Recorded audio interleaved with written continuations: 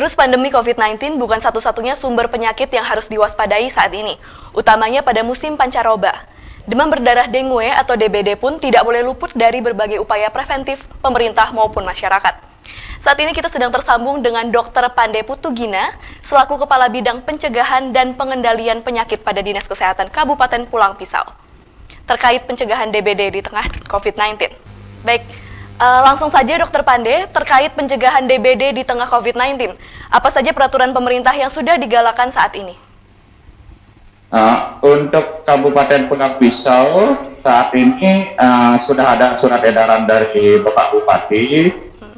Penekanannya adalah bahwa di tengah kita menghadapi COVID-19 ini, kita juga harus tetap mewaspadai penyakit demam berdarah dengue ini.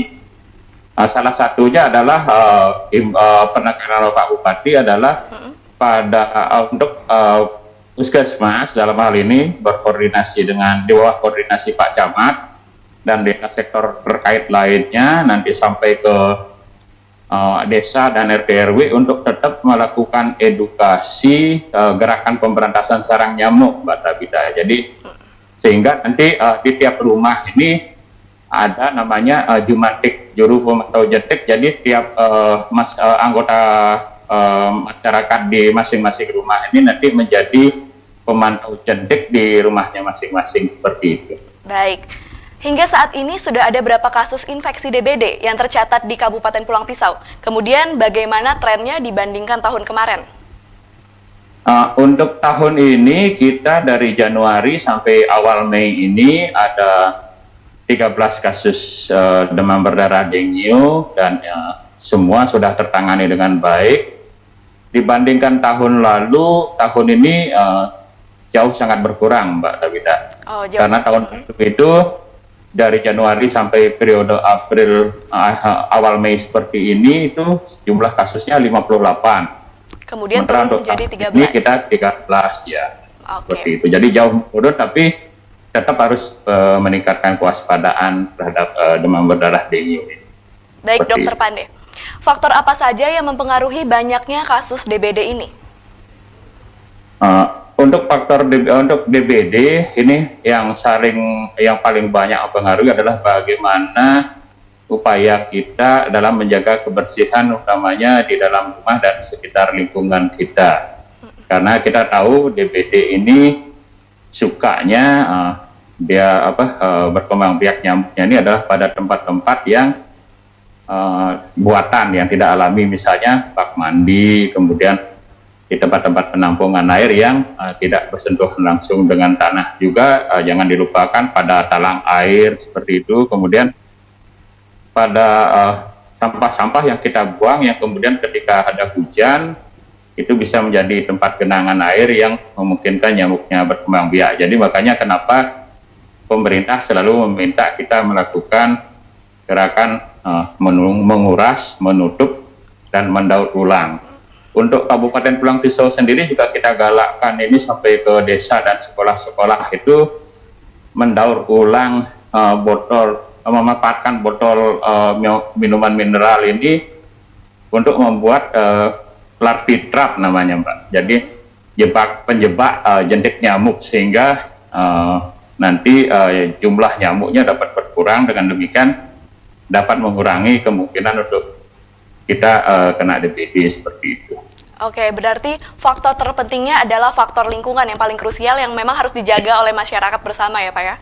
Iya, makanya itu menjadi tanggung jawab kita semua, baik dari kesehatan juga dan masyarakat semua untuk ikut mencegah DBD ini seperti itu.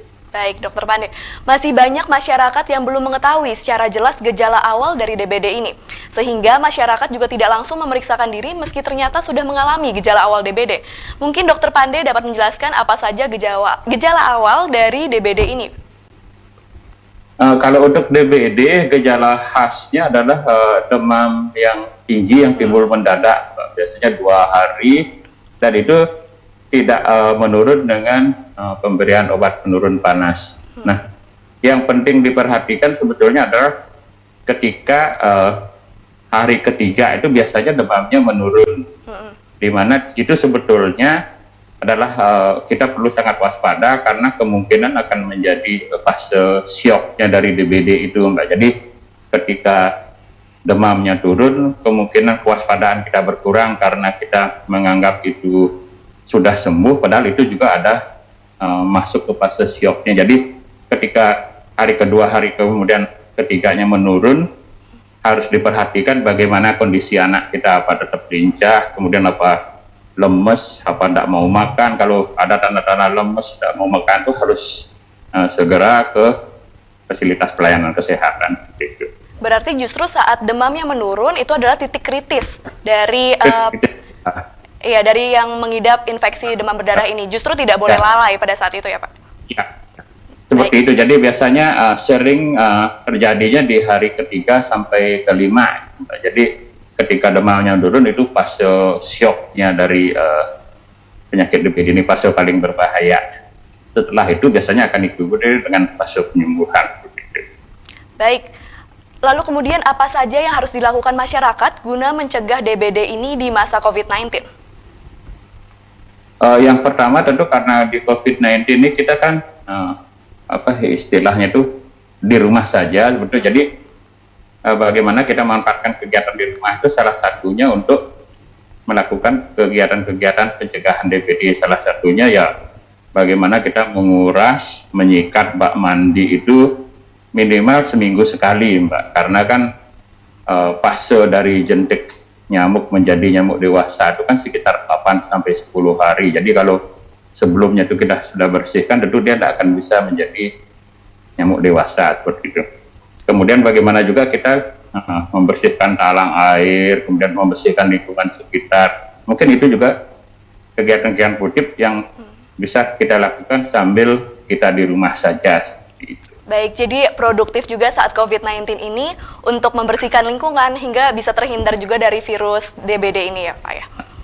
Kemudian terakhir Pak, bagaimana persiapan tim medis di Pulang Pisau untuk menghadapi ancaman infeksi DBD di tengah-tengah maraknya pandemi COVID-19 ini?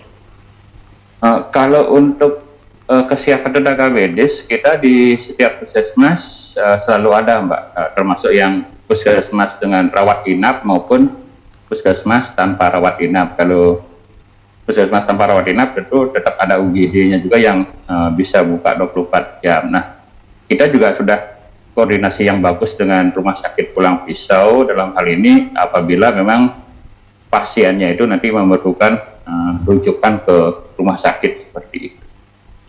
Baik.